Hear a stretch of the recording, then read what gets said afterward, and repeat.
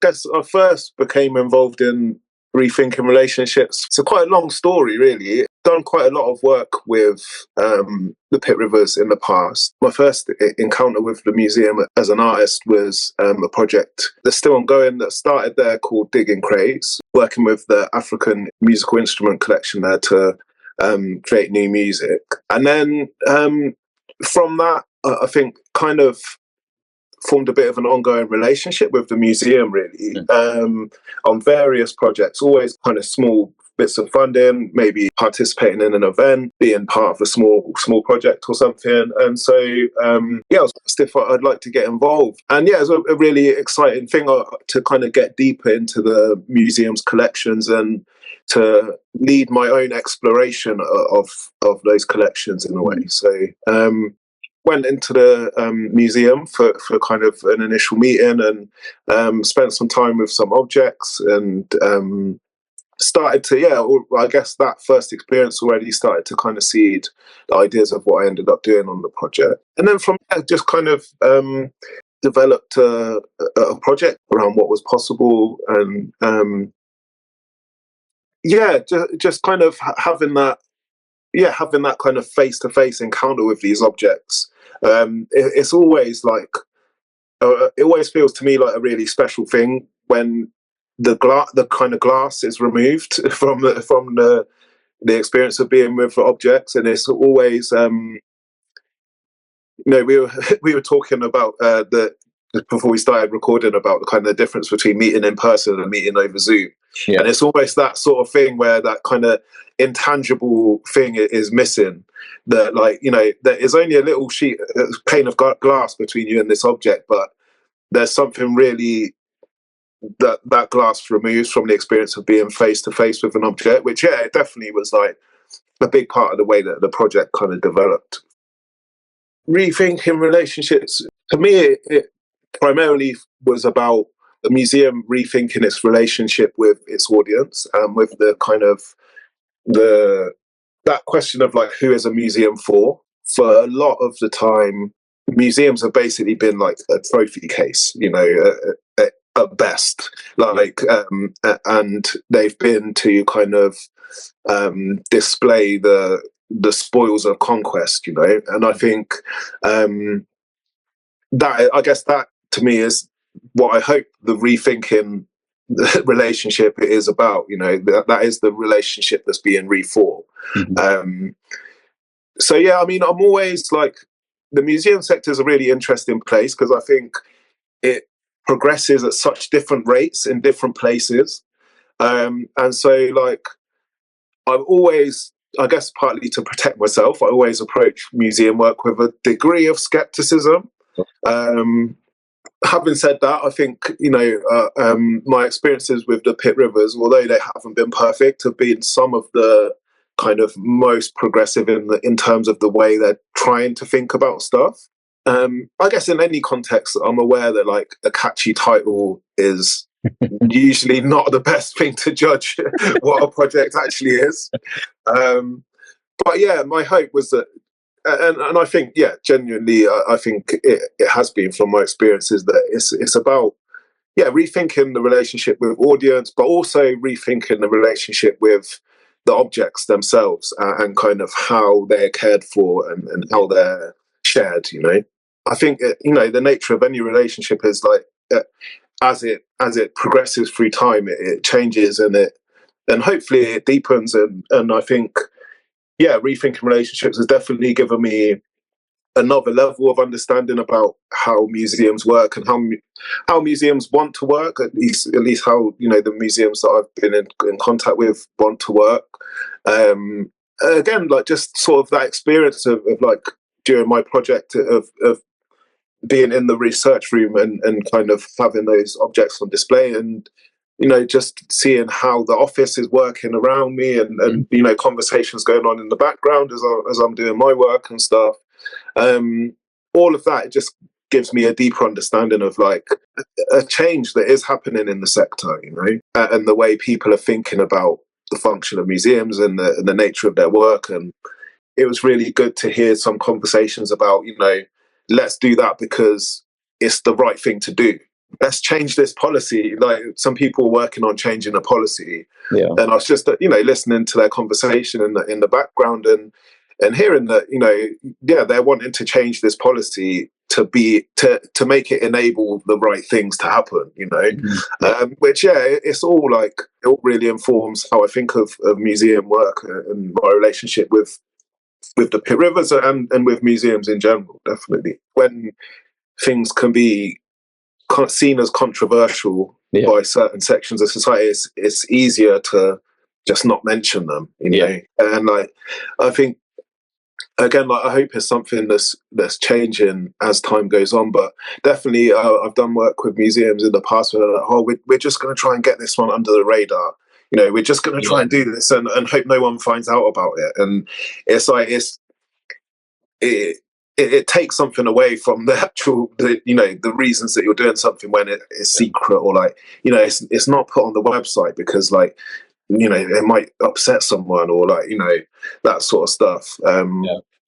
Which, again, I think rethinking relationships has not been that at all. The most meaningful moments were being in that room with the objects themselves, and just being physically in the same space and actually having a good amount of time, like two full days, to just kind of sit and be with those objects and feel their presence. And the thing that I always keep coming back to is that it wasn't the most pleasant thing, but the smell of tobacco that came from one of the objects, that it was just such a visceral thing that it was something that I could tell at some point in that object's history it had been in a room of.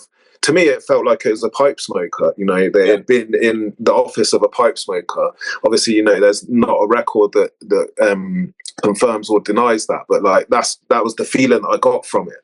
And that's something you can't get from when you're looking at something in a glass case, or that I see if I was to encounter that object in a case. I mean, if I was to ever find, I don't even know if that object is on display, and if it was, I don't know if I would ever find it in the Pitt Rivers.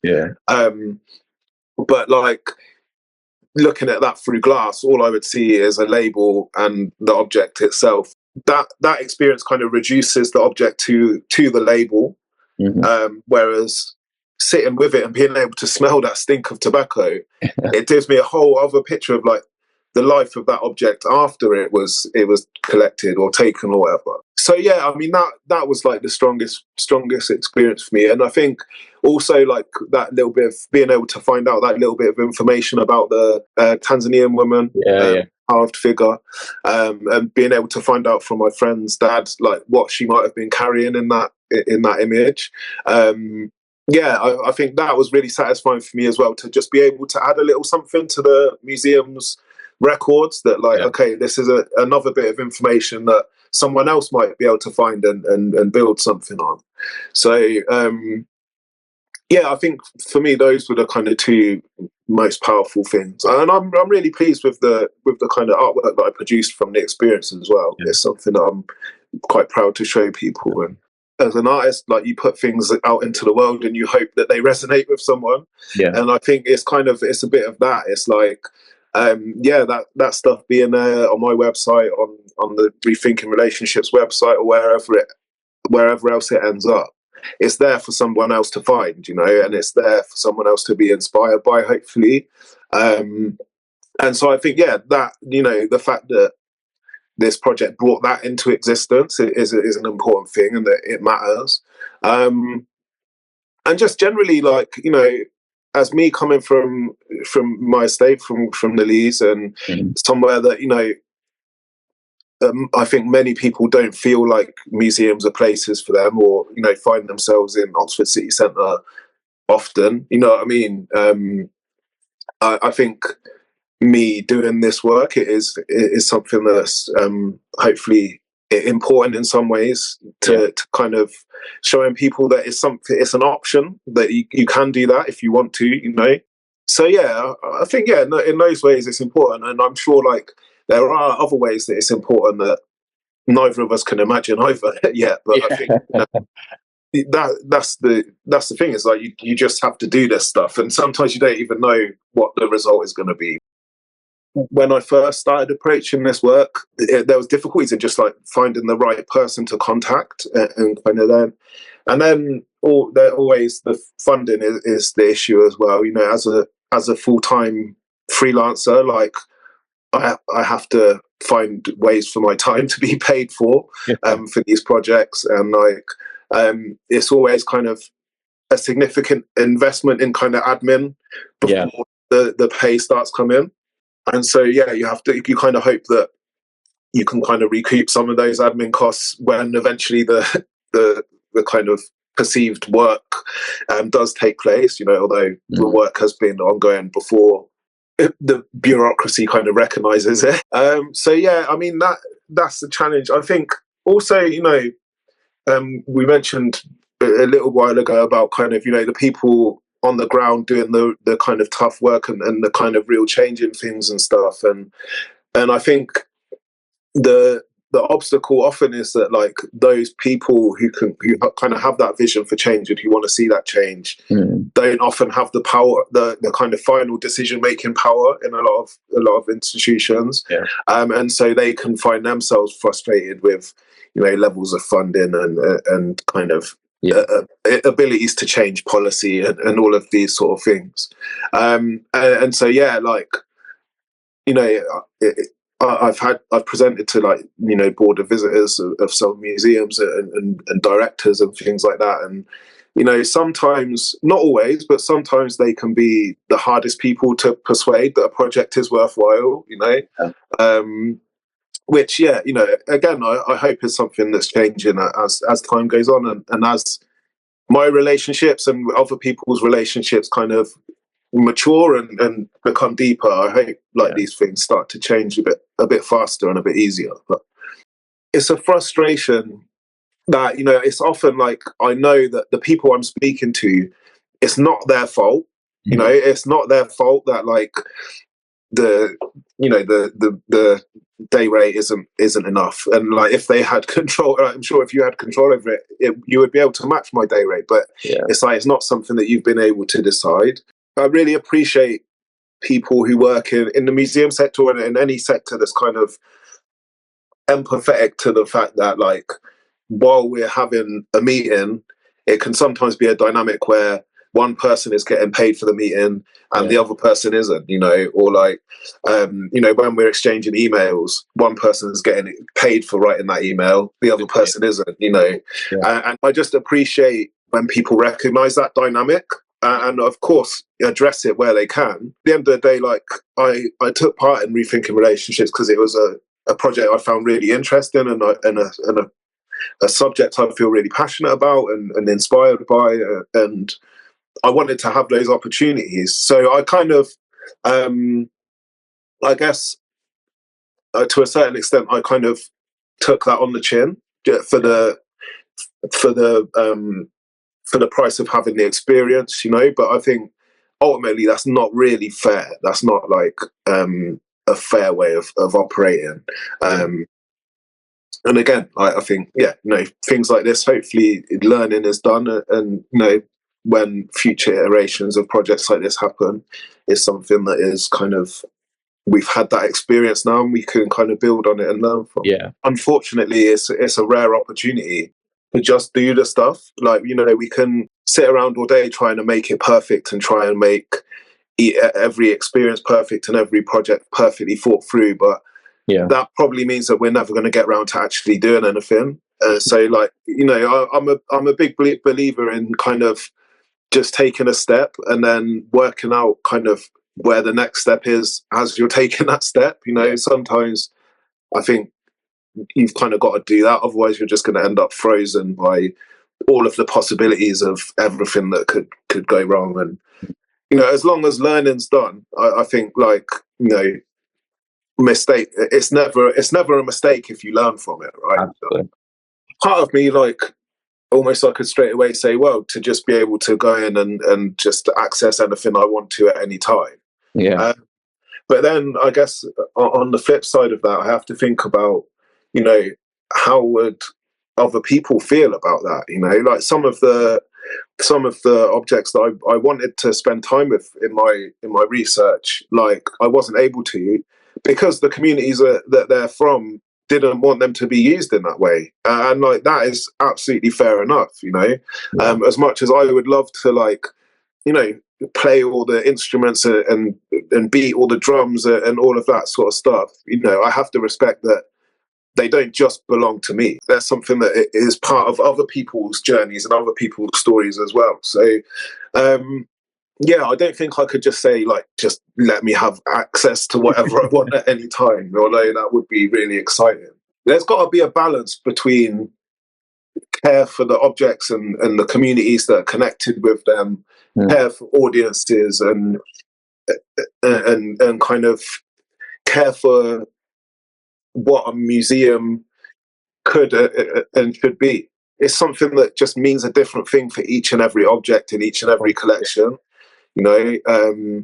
But I think, yeah, I guess the word at the center of it is like care, and like genuine care, and I suppose genuine relationships around that as well.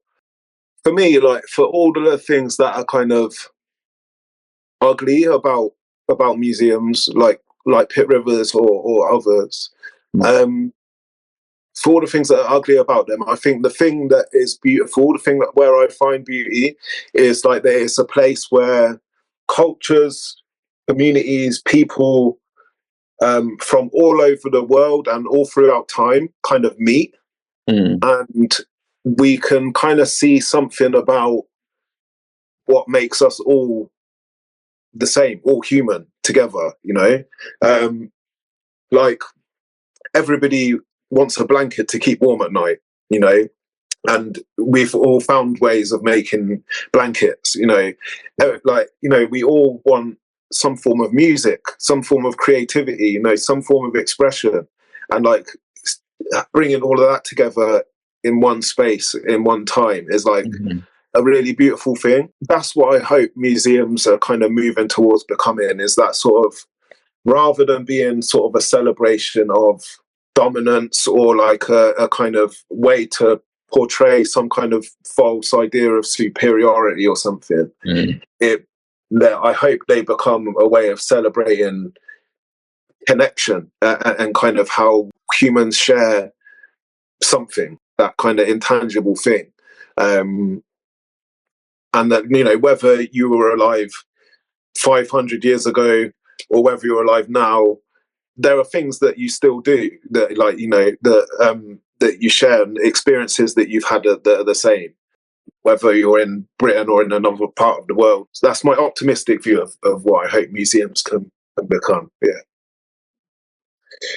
I mean, not to kind of bring it back to the financial aspect of it, but I think, yeah, like I think it has been frustrating that kind of having to squeeze this time around doing other stuff that I need to do to pay the bills and stuff like that.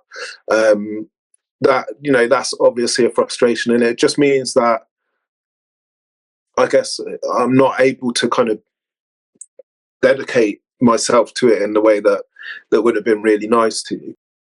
That's the main kind of frustration for me, and like having to kind of fit in with the kind of bureaucratic systems that surround, you know, payroll and all of that sort of thing. So yeah, that's been probably the most difficult thing to manage, is that kind of balancing the time and energy that you put in with kind of the amount of bills you can pay with what you get back, sort of thing.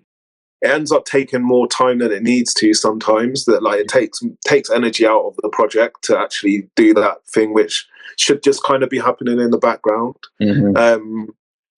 So yeah, and I guess the other kind of, I'll call it maybe a mild frustration, but I don't know if it's if doing it again I would necessarily do it differently. But it's kind of obviously between my first contact with you and now has been over a year, I guess, or coming up to a year maybe. And the actual kind of period that I was actually doing the work I was in the research room for 2 days, and then I spent a few more days kind of completing my artistic outputs. Mm-hmm. And so like that kind of long engagement with a relatively small percentage of actually physically kind of being in the collections. Yeah. That I think, again, in a perfect world, there'd be more time across that. I think actually, as it's a project about relationships, I think giving it time is a good thing. But I think it would be good if there were more opportunities throughout that time to kind of be with the objects and kind of be doing that kind of research and creativity and stuff. I mean, it would be interesting. I mean, I don't think we'll ever get around to doing it, but it would be interesting to think if we split up the amount of time that we've spent in meetings and writing emails to each other and stuff, and then divided that up between like the amount of money I actually got paid. You know, what actually would be kind of, you know, it would be embarrassing, I think. I honestly, and it is, and it's. I think I'd probably go back to something I said earlier, which is about care and about like just genuinely caring. I think, you know, the people who I've enjoyed spending time with, yourself included in this, Joel, like the people I've enjoyed spending time with in the museum sector are the people who I can feel care about what they're doing and care about the collections that they're looking after, and care about the stories that they're telling and all of that kind of stuff. It's just care, really. And I think you can feel within 5 seconds of meeting someone whether they care or not. And it's not like whether that person, you know, is the most articulate person in the world or the most well-presented person in the world, or, you know, whatever it is, like none of that really matters if they care, you know. And like I think that's the thing, is like you can feel that. Again, it's like that thing of like that connection, that sort of like that thing that you can just feel, that you just kind of know in yourself if someone cares. Like and I can take it right back to that first project I mentioned at the beginning, digging crates, and like from eventually I got the idea to in front of the right person. And that first meeting that we had over Zoom, funnily enough, that first meeting I had, I knew that they cared about the project, they cared about my idea, and they wanted that to happen for me, you know. And I knew from then, I was like, this actually might happen, you know. And and it did happen, and that was like a massive moment in my career, in my work with museums, in my life, you know, in my practice as an artist, all of that sort of stuff. That happened just from me meeting that person that cared about my idea. And so like, if I was saying one bit of advice to anyone working in a museum listening to this, I would say like just try and be that person who cares. And like that is a massive thing, even if like the project doesn't come through eventually, or like, you know, nothing goes perfectly. You still always have been that person that cared, and like that is something that is memorable.